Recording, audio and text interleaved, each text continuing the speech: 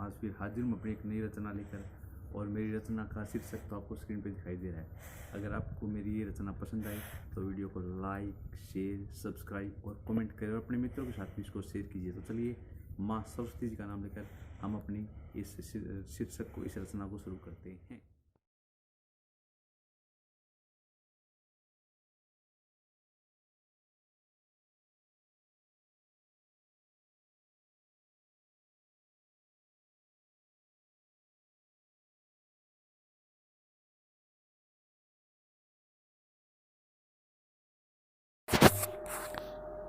कभी भी अपने जीवन में निराश न होइए, क्योंकि जीवन एक बार मिलता है, क्योंकि ज़िंदगी भी तो एक बार मिलती है।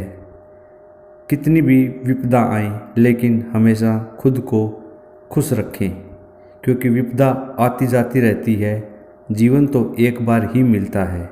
इसलिए जितना हो सके खुद को सबल यानी मजबूत बनाएं, धैर्य न छोड़ें और हमेशा सकारात्मक सोच के साथ आगे बढ़ें।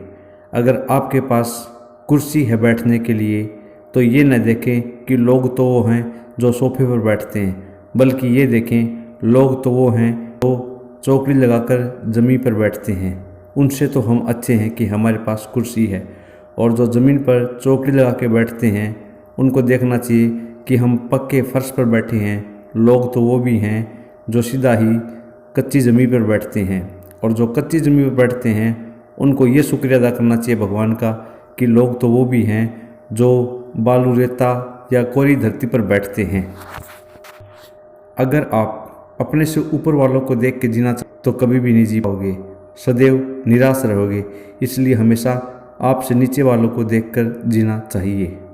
कुछ लोगों को खाना नहीं मिलता तो वो निराश होते हैं, लेकिन कुछ लोग ऐसे भी तो हैं जिनको वक्त दर वक्त पानी भी नहीं मिलता, या मिलता है तो उनकी प्यास पूरी नहीं होती। इसलिए अपने आप को कभी भी नेगेटिव या नकारात्मक रवैये से न देखें।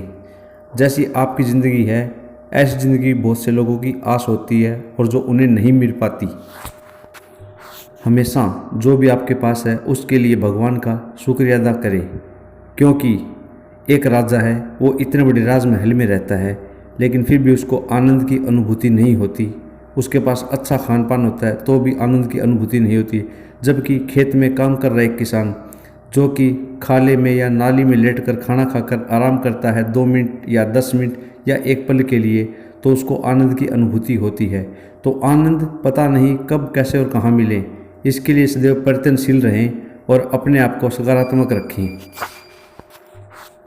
ये ज़िंदगी है, यहाँ पर काम ख़त्म तो आदमी का नाम ख़त्म। इसलिए जो लोग आपको भूल गए सबसे पहले उनको भूल जाओ। अपनी ज़िंदगी में उनकी वैल्यू, उनका काम ख़त्म कर दो। यानी कि अगर वो ना होते, ना मिलते तो भी हमें अपनी ज़िंदगी जीनी थी और अपने सारे कार्य पूरे करने थे। इस तरह से मानसिक संतुष्टि का होना जीवन में सबसे ज़रूरी है, वरना आपको हमेशा उनकी सोच, उनकी याद खदेड़ती रहेगी जो आपको पूर्ण रूप से कभी भी संतुष्ट नहीं रहने देगी।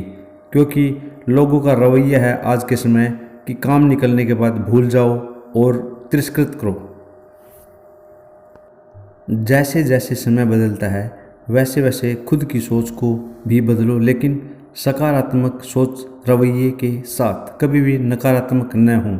चाहे आपके पास धन हो या ना हो, आपके पास आपका मन है और वो हमेशा सदैव अच्छे विचारों से ही परिपूर्ण रहें। नहीं तो आप भी नकारात्मक रवैये की तरफ चल पड़ेंगे और अपने जीवन को आपने अभी तक जिया है उसको एक नकारात्मक रास्ते पर ले जाएंगे, जिससे आप व आपके माता पिता बहुत दुखी होंगे। इसलिए सदैव कोई भी कार्य करने से पहले अपने माता पिता को अपने सामने रखकर सोचिए, क्या ये कार्य मैं करूँगा उसका जो फल मिलेगा वो माताजी और पिताजी के लिए सही रहेगा। किसी को भी मत सोचो, माताजी और पिताजी को सोचो। कोई मंदिर, कोई मस्जिद, कोई गुरुद्वारा, कोई चर्च या कोई भी धार्मिक स्थल पर जाने की ज़रूरत नहीं है। अगर आप अपने माताजी व पिताजी की सेवा करते हैं, उनका हर काम मानते हैं, उनको एक सम्मानजनक पद पर बैठाकर उनकी पूजा करते हैं, उसके बाद आप किसी भी धार्मिक स्थल पर जाओ, अच्छा है। लेकिन माताजी व पिताजी को रुलाकर और फिर आप किसी भी धार्मिक स्थल पर जाते हो तो आप पाप के भागीदार बनते हो। श्री कृष्ण भगवान ने गीता में कहा था कि कर्म करो और फल की इच्छा मत करो, जैसा कर्म करोगे वैसा ही फल मिलेगा।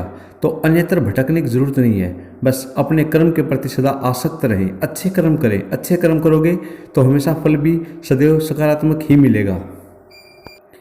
कर्म के दंड से कोई नहीं बच पाया।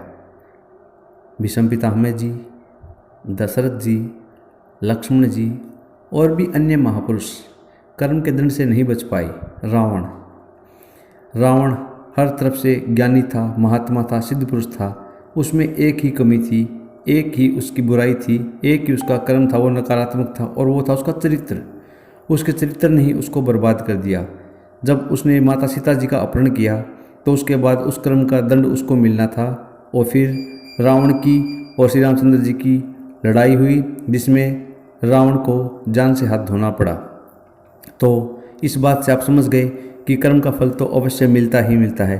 इसलिए सदैव सकारात्मक कर्म करें और सकारात्मक सोच रखें। इन्हीं शब्दों के साथ आज मैं अपनी वाणी को विराम देता हूँ। फिर कभी ऐसे ही 2 शब्द लेकर आपके सामने एक वीडियो और रखूँगा। आपको ये वीडियो कैसा लगा इसके बारे में कमेंट सेक्शन में अपने शब्द लिखकर मुझे बताएं। जय हिंद। अगर आपको वीडियो पसंद आए तो वीडियो को लाइक, शेयर व सब्सक्राइब करें और अपने मित्रों के साथ भी इसको शेयर कीजिए। तो चलिए, वीडियो देखने के लिए आपका हार्दिक धन्यवाद। जय श्री जननी माता जी, जय श्री प्रकृति माता जी, जय श्री वसुंधरा माता जी, जय हो।